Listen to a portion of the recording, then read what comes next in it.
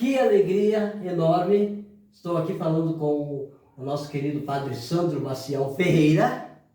Geralmente, quando eu vou fazer a legenda das matérias, eu tenho que colocar o nome completo. E depois a Covid, esquecimento, eu vou lá nas matérias anteriores, quando não me vem no momento o nome do padre. Mas a simpatia, o carisma, a alegria do nosso querido Padre Sandro Maciel, que é pároco aqui da paróquia São Pedro e São Paulo, em Telemaco Borba, no Parque Limeira, a sede da nossa paróquia. Isso a gente nunca esquece. Já vou colocar minha blusa que está frio, pedir licença ao padre para homenagear esse seminarista, advogado que mora em Assunção, lá no Paraguai, Blas Rolón Ayala. Ele foi acometido, de uma questão de saúde.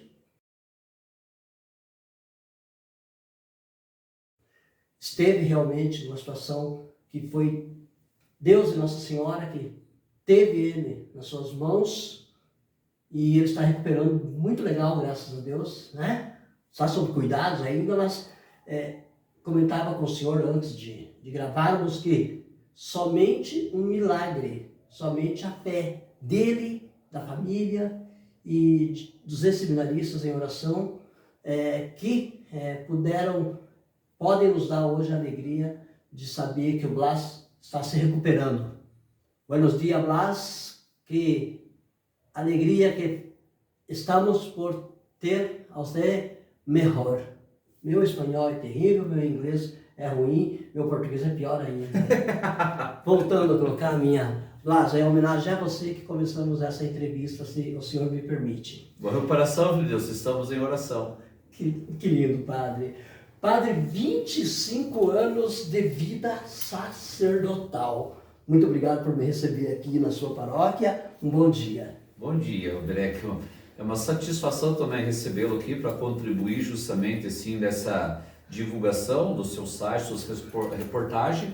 E também, eu acho que quando um padre, no caso eu estou fazendo, sempre é um sentido e um ânimo vocacional também. Exatamente. Né? Porque o senhor foi seminarista, né? Então, assim, sabe como é bonito esse período de discernimento que as pessoas têm. E claro, nós quando somos meninos, rapazes, a gente é discípulo de Jesus. Mas a gente também sabe olhar aquelas pessoas que estão dando o seu sim para Jesus. E em determinado momento, essas pessoas servem também como uma motivação para que a gente faça a experiência de Deus, né? Exato. Então eu vejo muito esse momento celebrativo como uma oportunidade vocacional também para os nossos jovens, nossos rapazes, meninos, e não é só a vida sacerdotal, né? A vida consagrada, religiosa, que envolve também as nossas meninas. Exato. Até que o senhor teve ou terá uma reunião vocacional com meninos e meninas aqui na paróquia.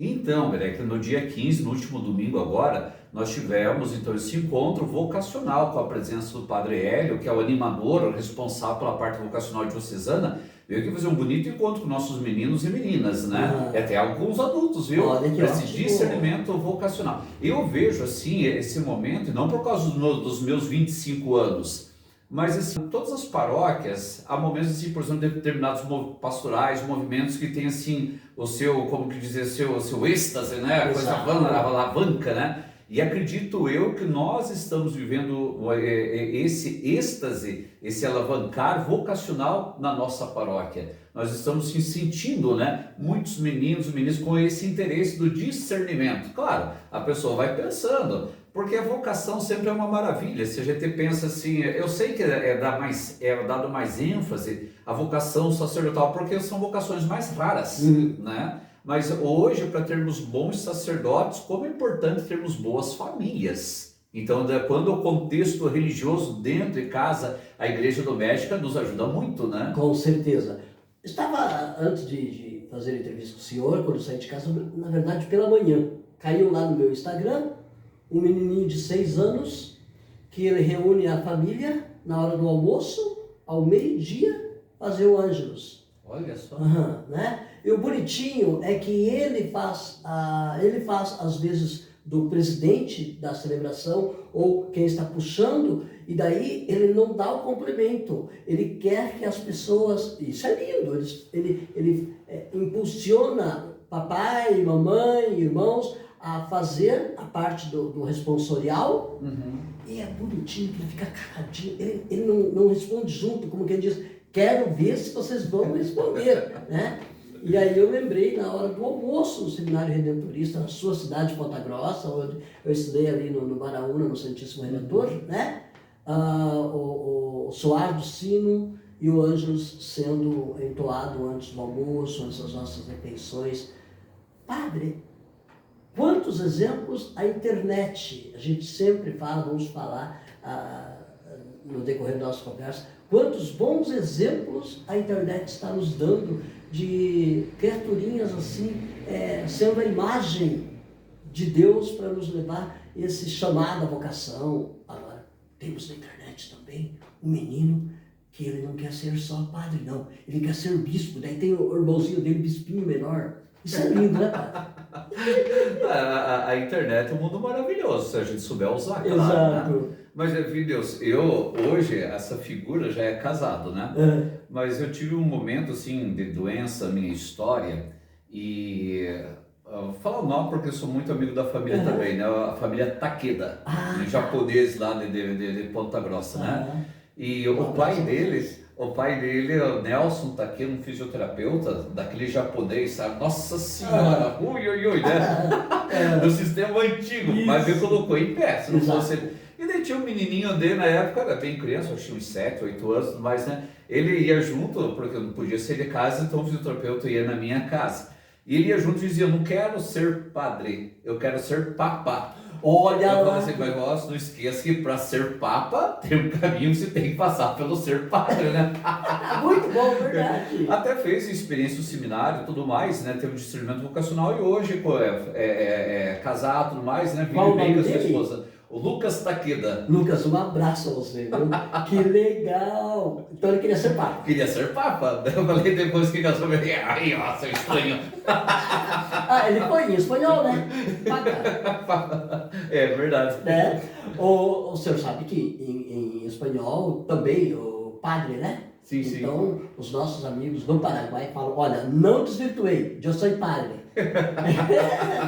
E olha, sabe que temos, por exemplo, né, o pessoal do Paraguai, né, grandes cargos, né? Nós tivemos o comandante das Forças Armadas Paraguaia, ex-seminarista redentorista, Luiz Rojas, um abraço, hoje ele é prefeito de uma cidade paraguaia. Foi comandante das Forças Armadas do Paraguai. Nós tivemos senador do Paraguai, que foi ex-seminarista. Então, padre, o fato de estar no seminário, ninguém vai fazer, gente, fazer uma brincadeira aqui, tá bom? Ninguém vai dar golpe em congregação, não, de ficar um bom tempo no seminário, já pronto para desistir no último dia ali, para ser um grande profissional liberal, pelo amor de Deus, não é isso não, mas aquelas pessoas, padre, que servem a sua comunidade, os padres também tão engajados, né? Que coisa linda, né? Eu acho que a gente tem que ser bem sincero. Quando você fala em seminário, o que se visa? A formação de sacerdotes. Ponto. Porém, todos nós sabemos, apesar de a gente ter, por exemplo, se entre os meus meninos aqui no seminário, eu quero que sejam padres, à vontade. Mas no fundo, o que está? Se serem bons cristãos, que sabem defender a fé, que sabem viver a fé, que sabem fazer diferença na sociedade a partir da sua própria família, porque às vezes começa em casa. Veja só, a missão da igreja está sendo cumprida. Exato. Por quê? Esse tipo de discernimento, eu não tenho vocação sacerdotal, mas eu entendi mais o que é minha fé, eu entendi mais o que é ser cristão, eu entendi mais o que é ser discípulo de Jesus. E aí faz a diferença, né? Às vezes a gente fala muito assim da política, porque nós, assim, infelizmente, nós olhamos muito para a banda podre da política, e que tem bastante, a gente sabe. Mas também tem muita gente boa ali dentro. Tem muito cristão que sofre muito mais do que nós ainda, porque nós não temos ideia do que acontece nos bastidores, né? Exato. E eles veem, né? Às vezes, por mais que seja um cargo ali, eles não têm que fazer nada sozinhos, né? Precisa de mais pessoas, né? Mas enfim, que bom, né?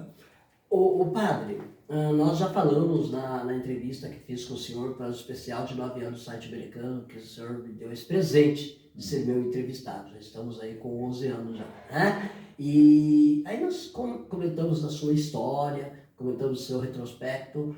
Vamos comentar da sua vida sacerdotal hoje, né? O senhor foi ordenado lá em Ponta Grossa? Sim. Ah. A minha família, quando eu nasci, literalmente eu nasci em casa, não foi no hospital, não deu tempo, né? Quando vai ser a Rui do Eco, foi pra já, né? Às 5 da tarde ainda. Olá! Aí eu morava na paróquia, no território da paróquia São José, lá em Ponta Grossa, que também muitos anos foi atendido pelos redentoristas, Exato. né? Então eu nasci lá, mas assim, onde foi o despertar vocacional foi na paróquia São Judas Tadeu, em Olarias. Então fui ordenado padre ali no dia 18 de junho do ano 2000, bem no fechamento do triênio. Nós estamos celebrando Deus que é Pai, Deus que é Filho, Deus que é Espírito Santo. Então no dia 18 de junho do ano 2000, que é a celebração da Santíssima Trindade. Então fechamento, né? E não fui eu que escolhi ainda, né? Foi assim, mas uma data muito especial, né? Ótimo, que legal! Aí, o seu percurso como sacerdote, as paróquias que o senhor atuou, a gente vai conversar muito ainda, tá? Certo. Mas as paróquias que o senhor atuou, comente conosco. Eu trabalhei em poucas paróquias. Como diácono e depois, né? Porque é normal, assim, na nossa situação, né? Então, o menino lá é ordenado diácono, fica em torno de 6 meses do diaconato transitório, assim, chamado, e depois é ordenado padre. Então eu fui ordenado diácono no dia 19 de dezembro de 1999. Então eu cheguei a ficar 6 meses, né? Fiquei 5 meses e 29 dias como diácono, né? E nesse período, e depois nesses outros 6 meses como sacerdote, eu fiquei na formação.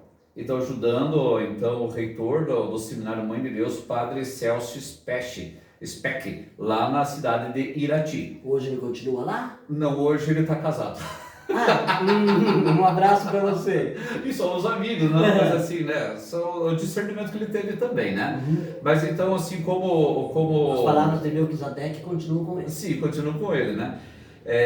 Aí, lá em Irati, claro, a minha função era no seminário, na formação dos meninos. Só que ajudava em Teixeira Soares, ajudava, na época tinha 3 paróquias, apenas 3 paróquias em Irati, ajudava nas 3 paróquias, mas minha missão era lá. No final do ano 2000, então nós tínhamos como bispo na época o Dom João Braz de Aviso, hoje cardeal, né? Isso. Então o Dom João, ele tinha ido para Ventania, e o povo lá tinha brigado com ele, estava meio bravo, né? Porque ele dizia, o povo, mas e nós? Somos uma cidade, estamos abandonados. Porque quem atendia Ventania foi jogado para várias paróquias, e nessa época quem atendia era para a Nossa Senhora de Fátima.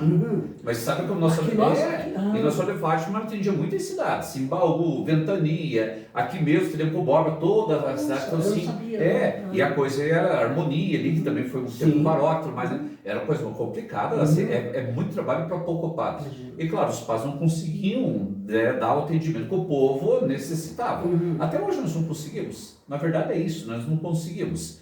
Então ele disse, padre, preciso do senhor lá. Mas como é um começo, também preciso que o senhor trabalhe em outra paróquia. Então eu trabalhava em 2 paróquias. Do ano 2001 até 2006, eu fui vigário em Piraí do Sul, na paróquia Senhor Menino de Deus, e ao mesmo tempo fui organizador da paróquia São Roque em Ventania. Fiquei 4 anos organizando, e depois ainda fiquei 2 anos como pároco, o primeiro pároco lá, mas sempre nas 2 realidades. Trabalhava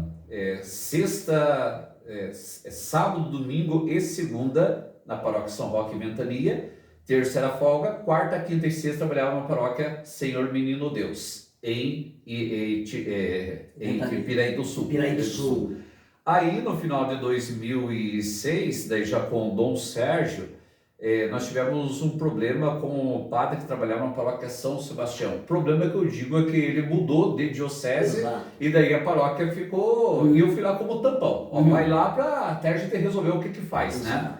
Então fui transferido para a paróquia São Sebastião, assumi no início de 2007 e fiquei até março de 2000 Aham. 22, né? Olha, aham. O tampão miserável, Aham, né? E é. lá a gente assim também conseguiu, já havia uma caminhada para santuário iniciada pelo falecido padre Márcio Milik Marques, e daí no meu tempo se constituiu como decreto, além de paróquia São Sebastião, santuário diocesano de Nossa Senhora Aparecida.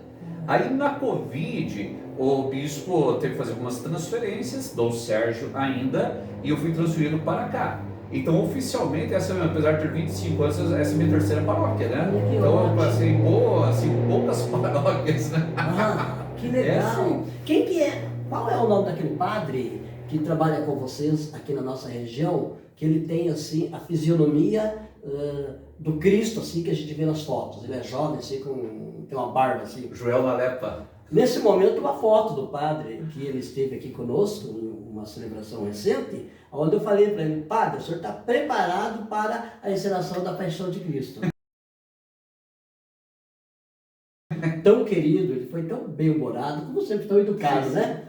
Padre, Joel Nalepa. um abraço ao senhor. Padre, este vocacionado, como que o senhor faria assim, uma avaliação? Olha que interessante, a gente fazer uma autoavaliação é mais difícil que alguém avaliar a gente, né? Sim. Sentido sacerdotal? Exato. Olha, eu sempre vi e vejo ainda, porque quando a gente é ordenado padre, você tem uma mentalidade. Uhum. Aí você vai caminhando e tudo mais. Por quê? A gente no seminário, infelizmente, a gente vive muita ilusão. Uhum. Porque você diz, padre, reza missa, mas é muito mais abrangente do que isso. E como seria bom só a parte sacramental. Uhum. Mas a vida do padre é mais do que isso, é administrativa, é contornar situações e tudo mais, né? Eu vejo como um processo de amadurecimento. Eu vejo assim muitas coisas hoje, né? Eu entendo de forma diferente. Muitas coisas assim, eu sempre fui muito explosivo. Só eu sei a luta que eu tenho que fazer comigo mesmo, né? Certas situações e tudo mais, né? Nem estou longe da perfeição, mas em comparação do que era, já eu me considero bem melhor. Uhum. E assim, cada vez mais apaixonado pelo povo de Deus, porque o padre, coisa que ninguém tem, o padre tem. É esse privilégio de escutar as pessoas nas suas misérias. E isso aqui não denigra a imagem do ser humano. Para mim, sim, é muito claro isso, né? Pelo contrário, mostra o que o ser humano é de verdade. Como o ser humano é bom. Se a gente pega a palavra de Deus, não é só bom, é muito bom. Mas qual que é o nosso desafio? Uhum. O nosso desafio é justamente colocar esse muito bom para fora. Exato. E aí que vem o sentido, né, de participação de missa, de oração, da gente fazer esse canal da graça de Deus. Eu gosto muito de comparar assim, né? O nosso coraçãozinho como se se ligasse na caixa d'água que é o céu, com porta do céu, e isso aqui o que é a palavra de Deus, porque daí a gente vai tendo essa força daquilo que a gente é verdadeiramente ser colocado no exterior, na convivência com os outros. Porque infelizmente nós humanos, assim, nós somos assim, né? A gente não está muito assim na reciprocidade. O outro me trata bem, será bem tratado. O outro trata mal, vai na mesma moeda, né? Jesus ensinou diferente, nós já sabemos isso. Só que na prática nós ainda temos uma dificuldade. Nem todos. Tem pessoas assim, que é impressionante, a gente vê como verdadeiramente, né, o outro Cristo ali agindo, né? Mas é um desafio, né? Padre, quando nós fizemos a entrevista há 2 anos atrás, há 3 anos atrás, há 2 anos atrás, exato, a gente comentava a respeito, não é, dessa irmandade das duas paróquias, e é uma alegria muito grande ver que essa irmandade está cada vez mais reforçada. Nós estamos gravando hoje, aqui na sexta-feira, esta entrevista vai ao ar na quarta-feira, não é? Mas um dia depois, né, dia 19, nós teremos o Corpus Christi, aonde na confecção do tapete, aonde na celebração as duas paróquias estarão. E também perante as autoridades municipais na hora dos convites para as paróquias. Graças a Deus a gente tem visto a paróquia São Pedro e São Paulo também sendo convidada, também sendo ali colocada, não é? para que toda a Telêmaco Borba, sempre acostumada apenas com uma paróquia, hoje saiba que as duas paróquias estão irmanadas. Gostaria que o senhor comentasse. Deixar um abraço para o nosso querido Padre Primo. Bem louco o juiz, por sinal. Gosto muito da criatura, né? Veja, há 2 anos atrás, nessa entrevista, eu falava assim, que o grande desafio para a nossa paróquia São Pedro e São Paulo era a nossa identidade. Tanto em relação a muitos nossos paroquianos, quanto em relação ao próprio reconhecimento das autoridades do próprio município, né, de Telêmaco Borba que nós vivemos. Aos pouquinhos isso tem mudado. Tem mudado muito, eu percebo no meu povo, assim, né, no meu povo que eu digo assim, da paróquia, assim, né, o entendimento, um amor maior pela sua paróquia, mas isso não nos separa da paróquia Nossa Senhora de Fátima. Nós somos católicos. Nós somos uma só igreja, dividida em porções. Uma parte porção do povo de Deus, outra parte aqui. Mas nós somos um, que nem, né? Veja, e assim um agradecimento muito grande ao Padre Primo, porque ele tem notado a necessidade da nossa paróquia. Nós temos 12 comunidades com um só padre. Então, assim, falando de ser desumano, porque, no sentido que a gente, veja, é muito fácil para mim rezar uma missa e cruzar os braços. Não é problema meu. Mas é problema meu, porque como que eu vou atender todo mundo se eu não consigo? São comunidades na cidade e tudo mais, né? O Padre Primo, ele, assim, a gente conversa, esses últimos dias temos tido muitas reuniões no nível de diocese, sempre estamos juntos e tudo mais, né? Ele diz, padre, nós aqui na nossa paróquia, para a Nossa Senhora de Fátima, nós somos 5 padres. Nem sempre os 5 estão pelas missões que eles têm também, né? Mas assim, né, desde a Páscoa desse ano, na medida do possível, eles têm também nos dado uma ajuda muito grande aqui. E isso mostra justamente isso, né? Essa fraternidade, essa irmandade, esse carinho por sermos igreja. Exato. Nós somos paróquias, não só aqui, né? Paróquia de 47 paróquias, né? Então nós somos paróquias, mas nós somos o povo de Deus. Então nós somos a igreja de Deus. Então, como isso, né, não custa um ajudar o outro, não custa nós trabalharmos juntos. Isso não quer dizer que cada um tem sua identidade. Eu não posso jamais comparar a caminhada da paróquia São Pedro e São Paulo, menos de 20 anos, com a caminhada para a Nossa Senhora de Fátima.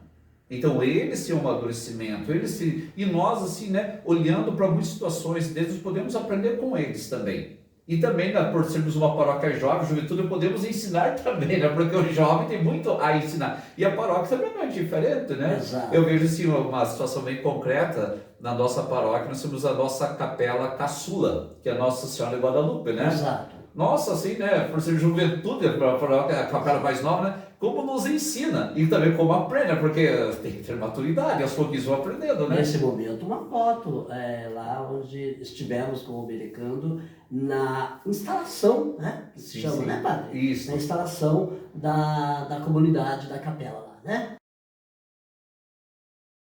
Também eu fiz uma entrevista esses tempos com o padre da igreja ucraniana, com a paróquia, com a igreja São José, né? Que eles estão lá fazendo uma reforma e tal. Temos o nosso povo de Deus, e ele também deixou uma saudação na entrevista muito legal, tanto para o senhor quanto para o Padre Primo. Padre, são união de esforços para o povo de Deus ser sempre bem atendido, né? Veja, eu nem conheço pessoalmente o padre, né? Eu sei da igreja, mas a gente se ajuda. Do passado, acredito, eles fizeram justamente um movimento, uma festa lá para tentar reformar a igreja. Você sabe, né, que não é fácil reformar uma igreja, né? E a igreja ucraniana é muito bonita pelo jeito de ser dele, né? Os ícones e tudo mais, então é uma coisa maravilhosa também, a cultura né, espiritual deles, né? Nós nos ajudamos, eu mesmo sem conhecer, né? Eles precisavam de alguns materiais para a festa, vieram aqui também, né? Então, um ajuda o outro, né? Porque isso é ser igreja, né? Isso é ser irmãos, né? Que legal. Padre, gente, preste atenção. Lá vem. Que interessante, olha só. Primeiro, vocês perceberam que eu não fiz aquilo que eu sempre faço. Porque eu não gosto de jornalista quando tem que entrevistar uma autoridade religiosa. Para a entrevista, ele se diz da igreja evangélica, que está sempre, ele precisa entrevistar um padre. Olha, eu estou sempre na sua comunidade, não está apenas para a entrevista. Então, devido a esse cuidado, eu sempre falava, olha, padre, eu sou sincero, não estou indo à igreja, mas eu estou muito feliz que eu estou retornando e eu moro aqui perto, eu moro a algumas quadras aqui, daí a paróquia que faz parte da minha comunidade é a São Pedro de São Paulo, estou muito feliz de estar de volta. Então, numa das missas, o padre está fazendo a homilia, está lá, gente, de repente, as homilias maravilhosas desse meu querido amigo. De repente, eis que eu escuto na homilia do padre um lambari. Aí eu falei assim, o que tem a ver um lambari com a homilia? Aí ele continua mais um pouquinho, 10 segundos depois, não, era um verdadeiro aquário. Simples, gente. Tinha, acho que uma criança, coroinha ou da pastoral, que estava pescando.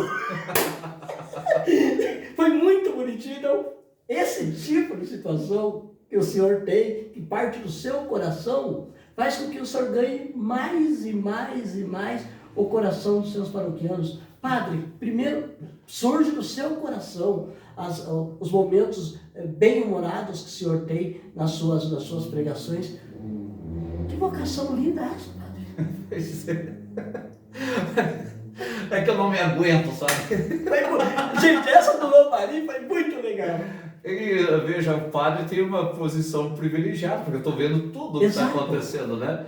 Então, eu assim, gosto muito de mexer em situações bem concretas, mas isso por experiência própria. Exato. Eu estava na última quarta e quinta, nós estávamos em formação permanente do clero. Mas é inevitável, nossa, por mais que daqui a pouco você gosta, né? Então, a gente mesmo, e a gente vê se alguém mexer, opa, acaba despertando, né? E eu gostava muito, hoje não tenho mais tempo, infelizmente, né? Mas eu gostava muito assim, de ficar observando o pessoal.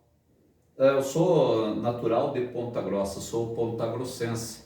E assim, faz muitos anos que nem entro no terminal de ônibus e tudo mais, porque quase não estou lá, tudo, né? Mas eu quando tenho essas oportunidades, ou assim, vou no shopping, alguma coisa assim, eu gosto muito de ficar só sentado, só observando, só olhando, mas dá cada homilia. Não é, padre?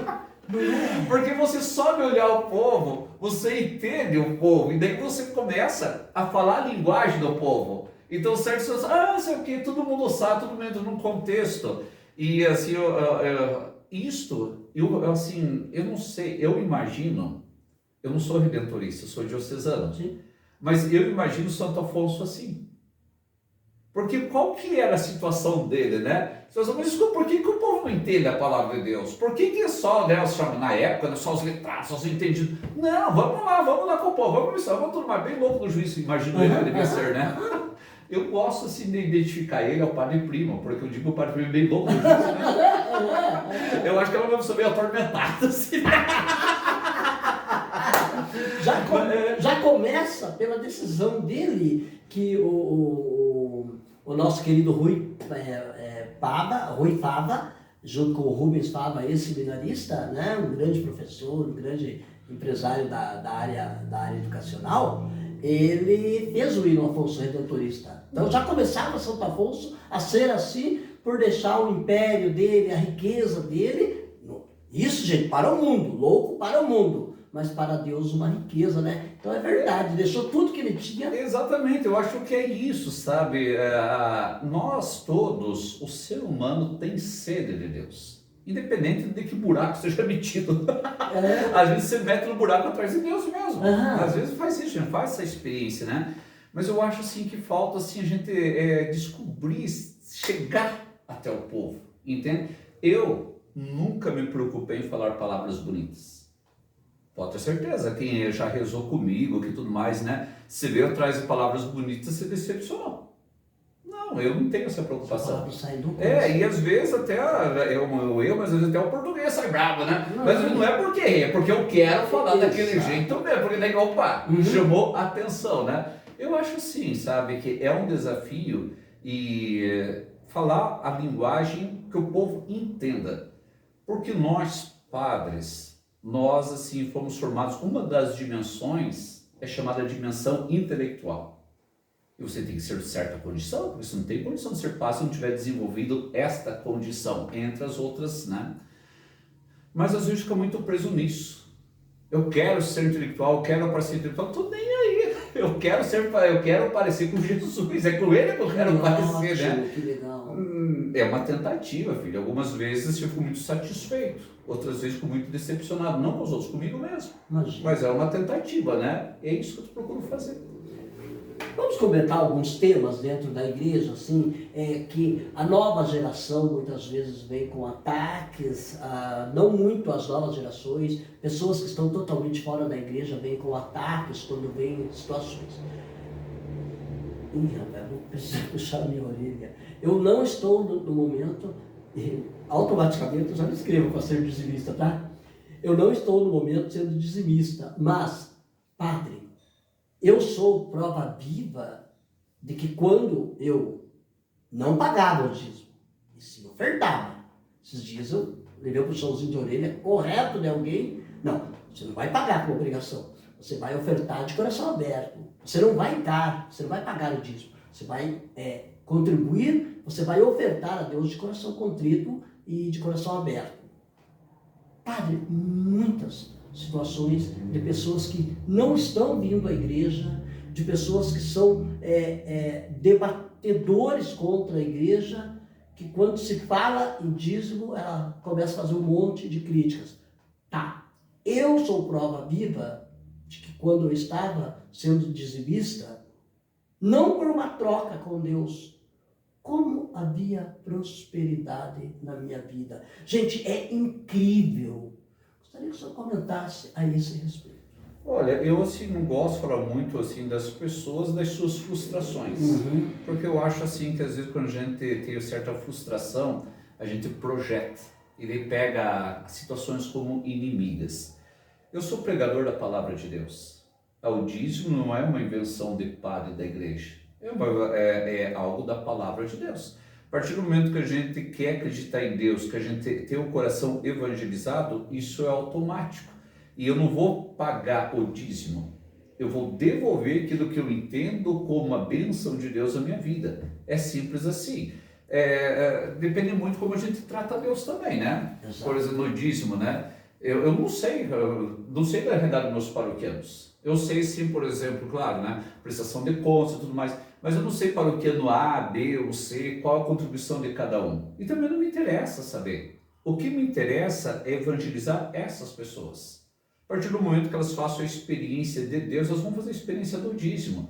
E aí, como que eu faço a experiência de Deus? Como é que eu trato Deus? Como mendigo? Eu dou R$1. Até o mendigo hoje não aceita R$1, ele já pede nota, né? Quer R$2. De repente até acaba ganhando. Em Ponta Grossa muito na moda. Estou com fome, preciso de R$5. É assim, né? Mas veja, é a experiência de cada um. Eu não tenho como obrigar as pessoas, eu tenho como incentivar as pessoas. Eu acho que cada um de nós que é dizimista, eu sou dizimista, minha comunidade onde eu moro em Ponta Grossa, eu acho que cada um de nós faz a experiência de Deus, né? É isso que o senhor falou, né? Não gosto de ser chamado de senhor, mas será do mesmo jeito, né? A partir do momento, né, que eu faço a experiência da bênção de Deus, eu entendo, né? Eu entendo o que é isso, é minha parte, né? Às vezes, esse cano que eu falei, né, da graça, eu coloco um registro ali, né, desligo. E o cristão, por exemplo, que não sabe colocar a mão no bolso, é aquele que não entendeu o que é a igreja. Porque, veja, nossa realidade paroquial, né? Nós não temos as coletas, a parte financeira, para ter um caixa gordo no banco. Isso não é ser igreja. Claro, a gente tem que ter noção administrativa, a gente tem que ter responsabilidade. Mas assim, eu sei que alguns criticam essa minha postura, né? Se eu tenho uma coisa para fazer, eu não vou pegar e deixar um caixa lá e deixar uma necessidade material. É um desafio muito grande mesmo no nível de paróquia, porque nós como igreja, todas as paróquias, nós temos várias coletas durante o ano para mais diferentes realidades. Uma delas, lá no mês de outubro, por exemplo, é finalidade missionária. Eu digo, gente, ótimo, que bom que nós conseguimos ajudar, sabe Deus que canto do mundo aí, né? Exato. Mas quando nós falamos de nós mesmos, nós no 12 comunidades, nós nos ajudamos. E aqui na nossa paróquia nós estamos fazendo um trabalho de mútua ajuda. Nós estamos um ajudando o outro mais. Alguns entendem como maravilha. Outros, na verdade, eles tentam lograr o padre, né? Por exemplo, mentalidade. Vamos gastar tudo antes que o padre pegue para outra comunidade. E às vezes pessoas que a gente menos espera. Mas a gente sabe como é que é o mundo, né? Mas eu não desisto. O que é nossa realidade nós vamos fazer. Eu sou assim. Essa é a minha identidade. Se eu perco minha identidade, quem eu sou? Agora, interessante, me emociona quando eu estou sentadinho na missa e na hora do ofertório, os pais fazem questão dos filhinhos mais novos irem levar o ofertório. Padre, isso é de uma grandeza a iniciativa desses pais. Lá com o coleguinha do colégio, com o coleguinha da creche, esses meninos que vão ofertar no ofertório da missa, eles serão amiguinhos que vão entender a necessidade, que vão entender se o outro amiguinho lá da escola, de repente, não conseguiu levar lá um sanduichinho, ele está lá com bolachinhas a mais, vai entregar um pedacinho vai entregar uma bolachinha a mais para esse amigo, esse menino, essa menina que o pai, que ela pede, pai, deixa eu levar a oferta lá na frente do altar. Certamente, na hora que ele estiver brincando com uma bicicleta e ver que o amiguinho não tem a bicicleta, fala, quer dar uma voltinha? É isso. É muito educativo. Eu, como padre, eu não tenho filhos, então eu nem participo dessa parte do altar pela persona crística que o padre é, né? Exato. Mas assim, quando eu consigo tirar férias com a minha família, minha irmã, meus sobrinhos e tudo mais, e quando não sabem que eu sou padre, porque vocês sabem que eu sou padre, eles mandam rezar. É verdade. Mas quando eu consigo ficar no banco lá, eu faço questão na hora do ofertório. Cato os sobrinhos, dou dinheiro para cada um deles, vamos lá. Vocês vão dar a tua contribuição. E, por exemplo, aqui nossa paróquia, é a questão de alguns dias atrás mesmo, uma família, vejo como é interessante, como esta solidariedade, esse entendimento, essa mudança de coração existe. Veio um pai, porque nós temos regras, nós temos que ter regras, mais catequese, né? Veio um pai e disse, padre, estou com um problema. Eu falei, o que foi? Ele disse, olha, o problema não é comigo, né? É que o meu filho foi não sei de quem, mas eles têm uns coleguinhas na escola lá, e esse coleguinha é meu pagãozinho, né? Então eles convidaram o Piá para fazer catequese com eles, o Piá se entusiasmou, a mãe também não era, a família não era muito ligada, mas aceitou. Só que foi agora e a catequese disse que não pode, e de fato não pode, porque no máximo, né, até a Páscoa, o máximo. Mas veja, o sentido evangelizador. Bonitinho. Aí, claro, né, porque eu tenho que confiar naquelas pessoas que eu coloquei a responsabilidade. Antes de tomar uma decisão, eu fui atrás da coordenadora. Expliquei, a situação é assim, assim, assim. O que a senhora acha? Podemos ou não acolher esse? Está sendo evangelizado por aqueles que estão evangelizando. Padre, sem dúvida nenhuma. Entende isso que o senhor falou? Quer dizer, a missão é no coração das criancinhas. Elas entendem. A gente que acha, né? Mas eles têm muita maturidade, é muito assim bonito o caminho que estão fazendo, eles querem que os outros façam. E aí que é bonito nós colocarmos os valores de Deus. Porque se nós não colocarmos os valores de Deus, o mundo vai colocar o valor dele. E daí o que eles vão fazer? Nós estamos vendo a consequência em muitos casos por aí, né? Não iremos aqui atacar universitários, jamais. Mas como que o senhor vê, graças a Deus, aos poucos, os grupos de oração universitários voltando às nossas universidades estaduais e federais.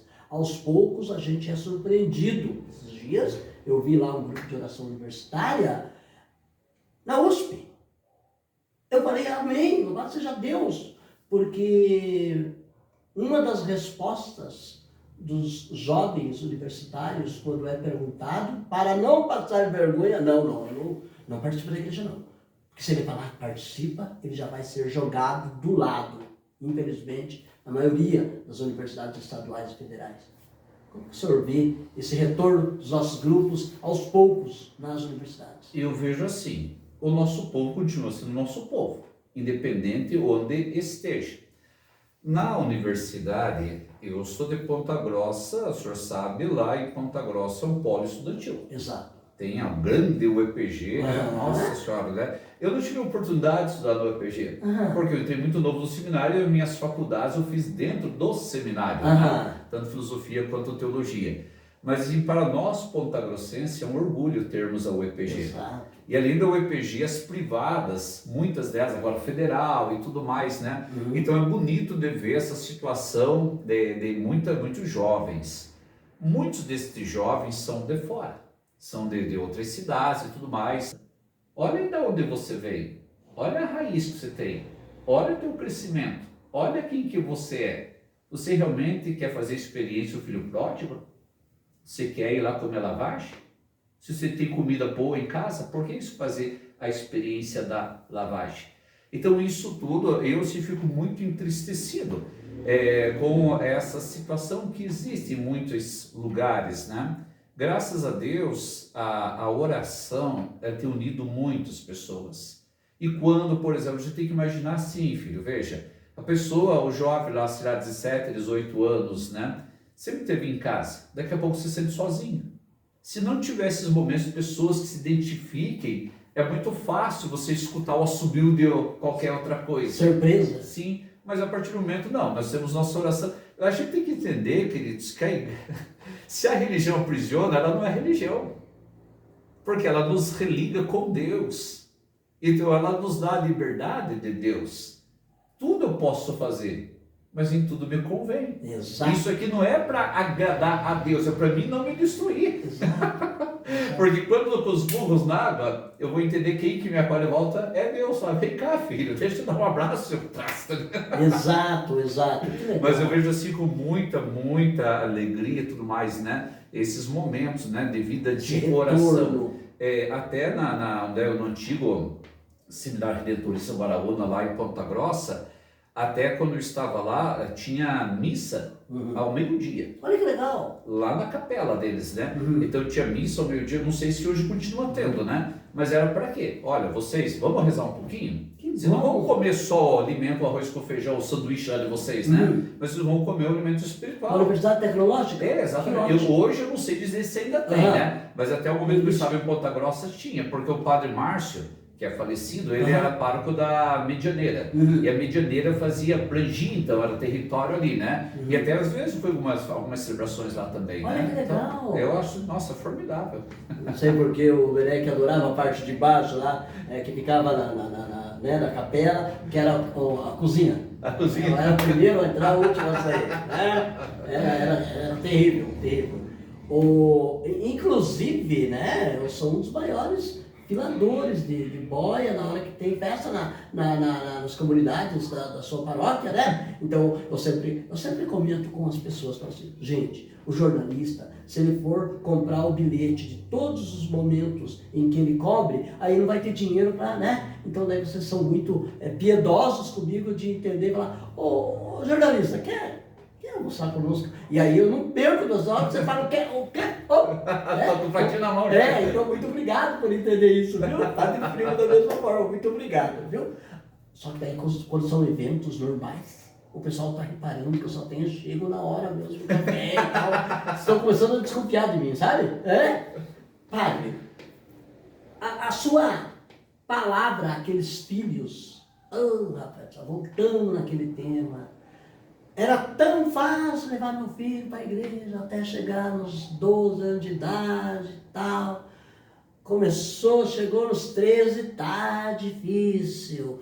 Mas, especialmente, padre, para aqueles pais que muitas vezes, não por falha deles, mas por não saber lidar com a situação, ao serem enérgicos demais, acabam, em definitivo, tirando aqueles adolescentes que estão postulando a juventude da igreja. Eu acho assim, querido papai, querida mamãe, que esse é um grande desafio. Mas assim, a gente tem que fazer uma pergunta. Até chegar na adolescência, com o que você alimentou a tua criança? Porque às vezes a gente alimentou com a nova babá, né? A babá já foi gente, a babá já foi televisão, e hoje a babá é a internet, é o celular, é o joguinho e tudo mais. Às vezes nós temos que ver isso. Por que eu não consigo? Mas o que você alimentou durante anos? O que você alimentou, a pessoa vai absorver aquilo, né? Então, assim, é um desafio muito grande. Nós não podemos deixar os nossos... Porque hoje é como a gente parece que a criança nasce com o celular grudado no pezinho já. Exato, né? exato. Nós não podemos deixar o nosso povo longe da tecnologia. Mas nós temos que estar muito atento ao que eles estão acessando. Porque é um desafio, um perigo muito grande. Veja, Berek, talvez a nossa geração, a gente assim, vivia, por exemplo, no quarto juntos. Os irmãos dormiam no quarto, papai e mãe dormiam no outro, tudo mais, era assim. Hoje a vida mudou. Quem pode, né, deixa lá o quarto ao filho, deixa o quarto à filha, cada membro da família tem um quarto, mas não é negativo isso. Eu vejo como positivo. E a gente tenta deixar do bom e do melhor, né? Uma televisão, um computador, tudo mais, né? Ah, mas que bom que meu filho está em casa, porque que eu cuido dele? Cuida mesmo. Pelo fato de estar em casa não quer dizer que você está cuidando. Com quem que ele está se relacionando no computador? Eu tenho sobrinhos e uma grande preocupação é essa. Eu vivo pegando o pé dos meus irmãos, né? Escuta, porque às vezes eu estou na sala lá, escuto o Pia falando no quarto. Com quem ele está falando? Está sozinho. Ah, é questão de jogo lá, não sei o que, online. Mas com quem que é que ele está falando? Você sabe com quem ele está falando? Então às vezes nós temos essa preocupação. Cuidado que isso pode ser uma falsa segurança. Nós temos que ver, inclusive, aproveitadores da internet, que tanta barbaridade a gente escuta aí. Nós temos que proteger aquilo que é mais precioso, que são nossas crianças. Nós, adultos, temos essa obrigação. Papai e mamãe, nunca tenha medo de ser rígido com os teus filhos. Nunca. Porque faz parte da tua vida. Mas, assim, nunca esqueça também de mostrar que você é pai e que você é mãe. Exato. Porque você é educador. Mas você é pai e você é mãe. Às vezes a gente esquece essa parte do educador. Eu sou só pai e mãe, que daí passa por cima e tudo mais, né? Veja se vocês têm autoridade sobre os filhos. Ensinem eles a respeitar essa autoridade. Mas assim, né? Não esqueço, eu digo, Berek, eu gosto muito de falar essa expressão. Quem é pai, quem é mãe, cada vocação tem seu dom especial. E o pai e a mãe têm uma arma para os filhos, para ajudar os filhos que só eles têm, nem padre, nem bispo, nem papa, ninguém tem, que é o colinho. Exato. Porque quando a gente veja, nós somos adultos hoje, eu não tenho mais minha mãe, já está no céu, né? Quantas vezes, meu Deus, como eu queria alguém que só me abraçasse, né? Exato. E isso é papel de pai e mãe. Não precisa você falar nada. Você pegou ali, o filho entende o que você está dizendo. Entende? Esse carinho é muito importante. Mas assim, jamais de ser isentado da responsabilidade de ser educador. O pai e a mãe têm a obrigação de dizer isto é certo e isto é errado. Nem sempre nós, como adolescente, como jovem, nós entendemos o momento. A gente fica louco com o pai e com a mãe, fica bravo. Mas a vida, com o tempo, ela nos ensina que eles tinham razão. E outra, filho, não esquecer jamais. Papai e mamãe colocou a sementinha do bem ali, aquela semente está ali. Talvez ele tenha até dificuldade para desabrochar, mas ela está ali. Por isso que eu digo, o que nós plantamos no coração das nossas crianças? É isso que nós vamos escolher. Agora, interessante também é aquela questão que eu gosto de comentar sempre, quando eu falo com religiosos, quando eu falo também com autoridades de medicina, da medicina, no caso psicólogos e tudo mais, a questão dos filhos e especialmente as meninas, quando tem lá o seu namoradinho, que, na verdade, os namoradinhos, para terem as meninas como objetos deles, falam, viu, sou eu. E a menina, vislumbrada na paixão, confundida com o amor, ela joga fora o pai, ela joga fora a mãe, os irmãos, e a vida dela é aquele namoradinho. Se aquele namoradinho falar que pau é pedra, é filho de barco. A hora que, infelizmente, acontece um rompimento, aí ela vem toda dodóizinha, ai mãe, perdão e tudo mais. Qual seria a sua palavra para estas meninas, inclusive que estão sendo forçadas, novamente aquilo que eu sempre falo, estão sendo forçadas a falar assim, ai mãe, eu não vou naquela viagem com a senhora, porque tal coisa eu tenho que fazer e tal e tal. A mãe nunca vai saber que, na verdade, o namorado falou, se você for para aquela viagem, decida ou a viagem ou ficar aqui comigo. Só palavra para essas meninas, especialmente para os rapazes, baixões, que fazem isso com suas namoradas? Veja, né? Nós estamos tentando sempre ter uma caminhada como sociedade de valorização da pessoa. Então, a pessoa nas suas várias etapas, né? Desde a criança até o seu, vamos chamar de velho, o seu amadurecimento, né? E a gente sabe que cada etapa da vida, adolescência, juventude, tem um sentido muito especial, que é onde a gente começa, né, a formar nossos próprios valores, de acordo com aquilo que a gente já aprendeu também. E a gente vai fazendo um filtro. É muito comum, de fato, confundir o amor com a paixão. Uhum. Porque a paixão é aquilo que destrói tudo, né? Quer dizer, a gente acha que aquilo tudo mais, É né? avassaladora. É, exatamente. Então ninguém presta, só a pessoa em questão. Exato. Veja, para você, querido, então isso serve também para os meninos, porque, né, às vezes a menina também tem uma pressão muito grande Exato. sobre o menino, né? É alguém que está chegando agora na tua vida. É alguém que está chegando agora. Qual que é a tua base? Né? Eu vou falar uma expressão feia, mas é que dá para entender tudo mais. A gente tem que ver, por exemplo, né, se tem namoro, está visando uma vocação matrimonial. Não quer dizer que seja com aquela pessoa, porque o namoro é justamente esse período de discernimento. Veja lá o teu namoradinho ou a tua namoradinha.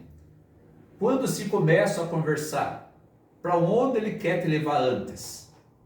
Para o altar ou para a cama? Se for para o altar, pode ter certeza que é uma pessoa que vale a pena você investir. Se for para a cama, só quer fazer de um objeto. E a partir do momento que ele ou ela consegue o que quer, você é descartável. É simples assim. Só que você vai ficar com as sequelas. Você vai ficar com as tuas dores. Você vai fazer a experiência daí de ser, né, usado como objeto. Você é mais do que isso. Você é um ser humano. Então, toma muito cuidado com esta realidade. E aí a confiança é muito grande. Eu sei que pai e mãe querem se proteger sempre os filhos, não tem dificuldade de olhar para os filhos crescendo. Na verdade é tá maior do que não, meu bebê tá bom, a gente entende isso, né? Mas assim, vejo esse processo normal na vida dos filhos.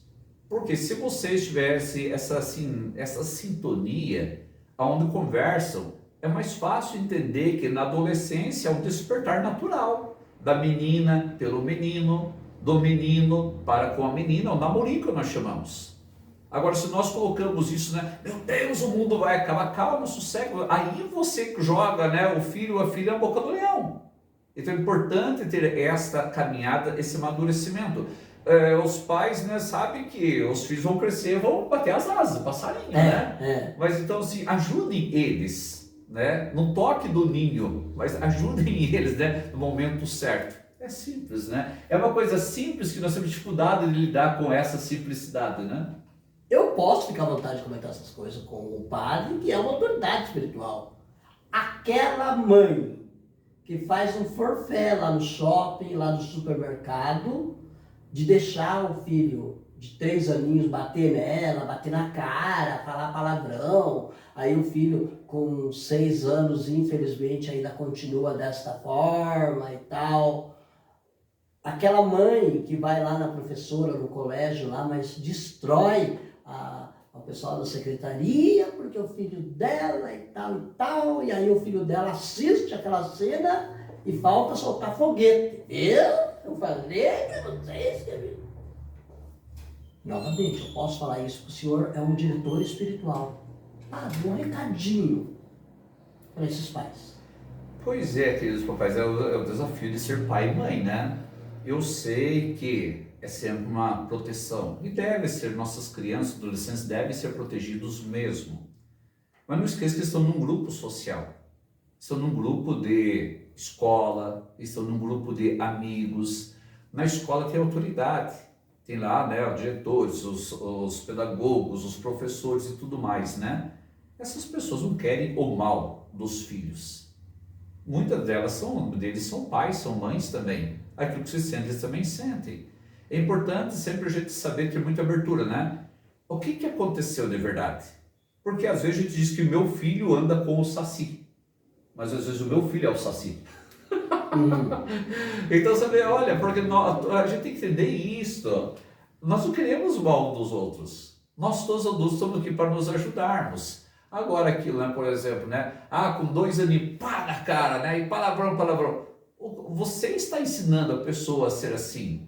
O não dói mais para quem fala do que para aquele que recebe.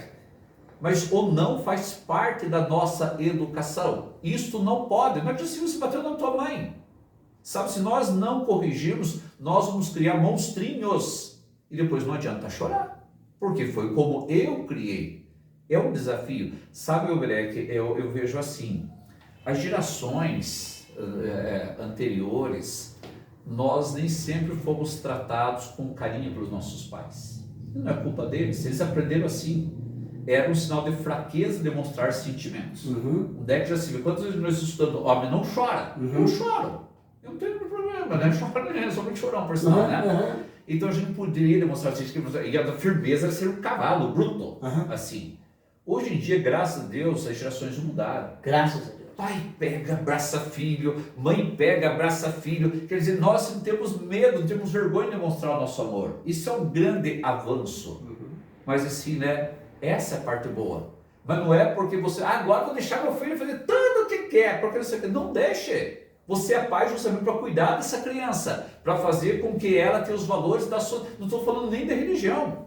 Eu estou falando do valor de ser humano, de ser gente, da sociedade. O resto é tudo consequência. Então, né, ame sim, faça de tudo pelo teu filho e tua filha, sem dúvida nenhuma. Mas tenha a responsabilidade de ter o discernimento, porque você é o adulto da casa. Não age como adolescente.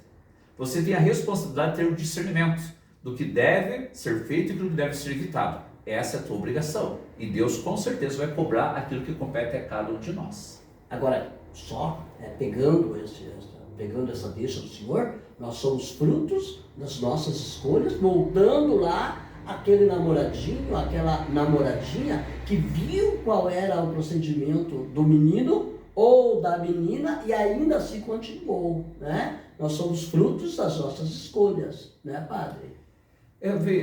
Assim, como padre agora, assim, né, na parte de acompanhamento das famílias, né? É muito triste. Hoje a gente vê muito criança cuidando de criança. Exato. Não precisa nem ser bebê novo que dá por aí esses traços de reborn, né?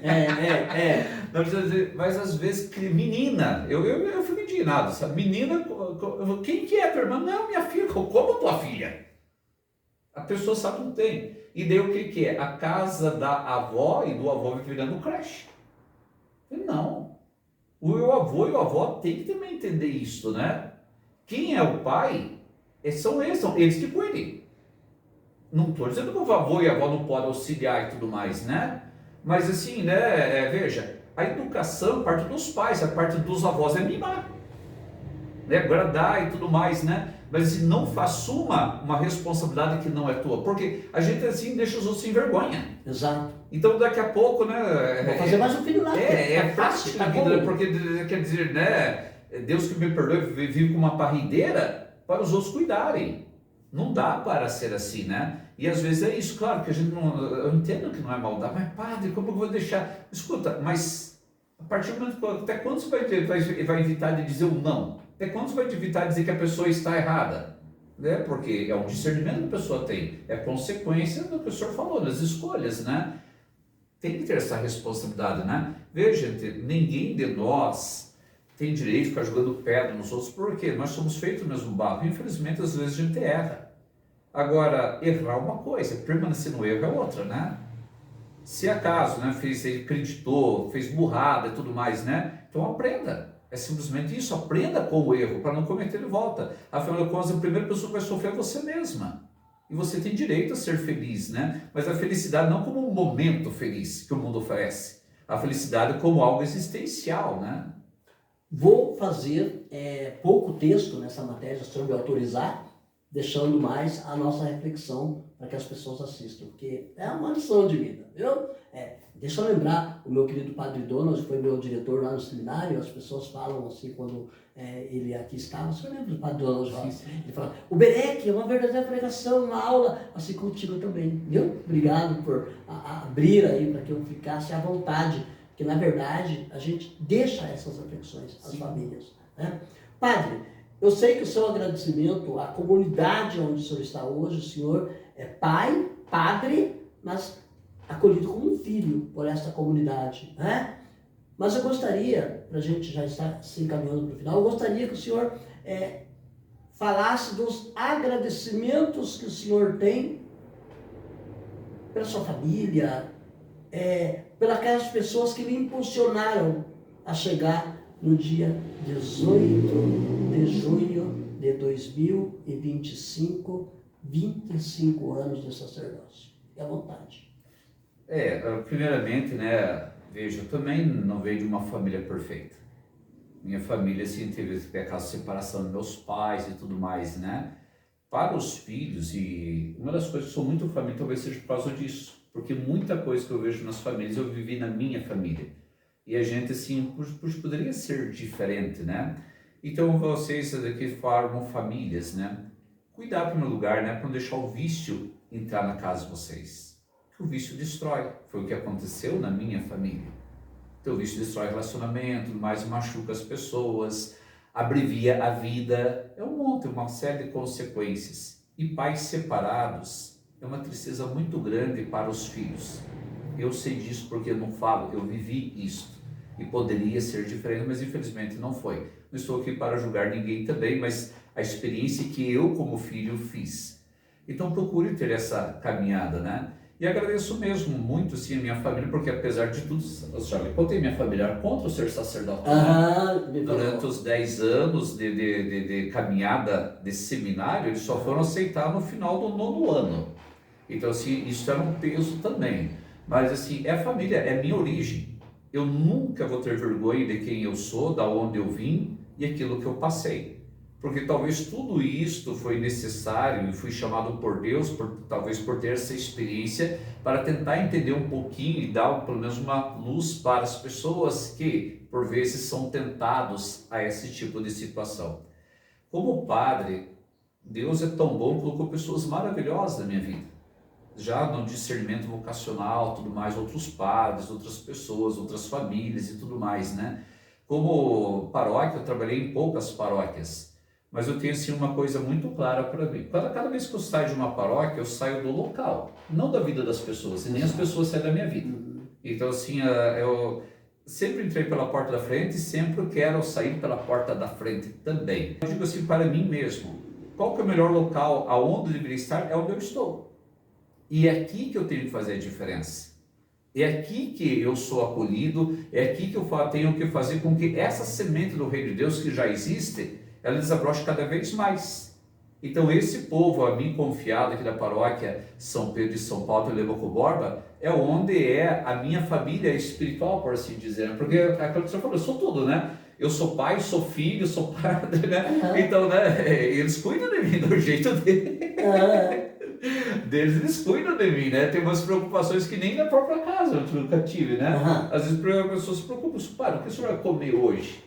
Padre, né? Não precisa, mesmo minhas vestes, né? Às vezes o pessoal vê que eu estou me apurado. Padre, precisa eu levar para a lavanderia uma coisa, né? Conta para mim, aquele senhor que na última celebração o senhor pegou ele como exemplo e ainda, inclusive, agradeceu ele. Olha, obrigado pelo convite. Me convidou o senhor para o aniversário, foi isso? O Rogério, ele é meu ministro, né? Ele é minha Nossa Senhora, né? Ele tinha, acho que 4.7, né? O que é feito para 47 é 4.7, né? Daí ele falou, não, mas não me convidou para o aniversário. Por isso que eu falei, obrigado pelo convite. Olá, Rogério, descobrimos agora. Mas viu, quem sabe um churrasquinho lá, ele é dono do rancho da Casa Amarela. Lá em Ortigueira, então vamos lá pro churrasquinho. Já está intimado. Já está intimado, né? Mas é isso, sabe? Porque, veja, Albrecht, eu me sinto muito à vontade. E como me sinto à vontade, meus paroquianos são minha família. Então eu brinco com um, brinco com o outro, xingo o urso, xingado pelo outro. Aquela foto no final de toda a celebração com o grupo de celebrantes, os coroinhas também, os demais, que lindo aquilo. Você viu, naturalmente a coisa foi acontecendo, né? E o pessoal não adianta, né? Já fica esperando ali. Exato. Às vezes não tem quem tire foto, mas estamos ali. Quem vai tirar foto, né? É bonito, porque isto eu vejo assim, né? É uma confiança. Eu confio neles, eles confiam em mim. E eu tenho assim, um grupo hoje de 9 diáconos. eu confio neles, cada um do seu jeito de ser, cada um, né, todo especial, porque também são chamados por Deus. Vamos fazer assim, o diácono, ele tem uma força de trabalho, de vontade, de representar o padre, e acaba sendo um grande suporte para o Padre Sandro, para os padres, para os párocos. O senhor pode contar no dedo, se o senhor ajudar o senhor, não tem problema não, para o senhor não esquecer nenhum. Lembra o primeiro nome de cada diácono para a gente os homenagear, eles que fazem parte Tomara dos que seus... eu lembre. Pode contar. Os diáconos, né? Aguinaldo, o Dimas, o Pompílio, o Sebastião, o Edson, o Pedro, o Natalino, o Antônio e o Aguinaldo, né? Agora olha que legal, todos, né? Foi o Valdir, né? O Valdir, meu Deus do céu. Valdir da Gráfica, que é parceiro do site Beleza. Também meu, viu? Porque vive só da aqui da paróquia, né? Valdir é pra ontem, Valdir. Tadinho. Meu querido padre, muito obrigado. Fizemos questão de fazer aqui na sua capela particular, aqui, não é? A entrevista. Aí eu brinquei com o senhor, falei, a gente vai ficar de costas para o Santíssimo. Aí o senhor, muito querido, mas vai ficar de frente com o nosso ouvinte, com aquelas pessoas que acompanharem a nossa entrevista. Muitíssimo obrigado, meus parabéns, viu? Obrigado. Por essa caminhada linda que o senhor tem. Sou muito fã do senhor, viu? Não tem frescura, mando áudio, tadinho, horário que eu mando os meus áudios. Que Deus abençoe. E obrigado por ser também o pároco aí do local que eu resido, viu? Não fecharíamos diferente que não a sua bênção a todos. Então, primeiramente, obrigado, Greg. Obrigado a todo o site Brincando e tudo mais, né, que sempre nos acompanha, sempre nos dão força em todos os nossos eventos da nossa paróquia. Espero estar respeitando aqueles ritos colocados pela CNBB, pela igreja, que o jornalista tem que tomar cuidado em alguns momentos em não fotografar. Eu espero estar respeitando essas questões. Eu estou muito tranquilo, qualquer coisa eu não tenho problema de falar. Porque hoje, por exemplo, estamos desenvolvendo nossas comunidades, a própria PASCO, né, Pastoral de Comunicação, tudo mais, né? E é importante, inclusive, para eles, né, ver os profissionais agindo, que também aprendem com vocês, né? Então, eu quero agradecer sempre esse momento de conversa, de bate-papo, sempre é uma alegria, porque a gente conta aquilo que é a vida da gente, né? Aquilo que é a nossa história, não é inventar coisas e tudo mais, né? E assim, quero pedir muito a oração de vocês. Hoje, então, dia 18, nós vamos celebrar às 19h30 na Matriz São Pedro de São Paulo essa missa de ação de graças para os 25 anos de sacerdócio. Então, você é meu convidado.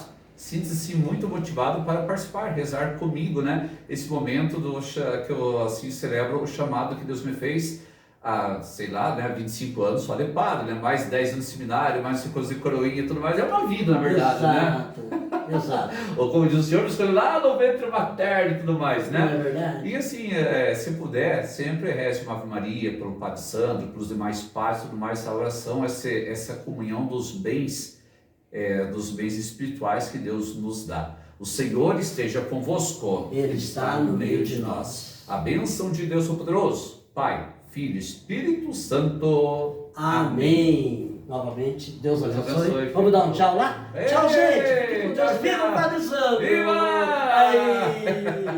Na qualidade de prefeita, na qualidade de estar à frente do nosso executivo, quero aqui cumprimentar com todo carinho, com toda deferência, com todo respeito ao nosso pároco, Padre Sandro Maciel, completando seus 25 anos de sacerdócio.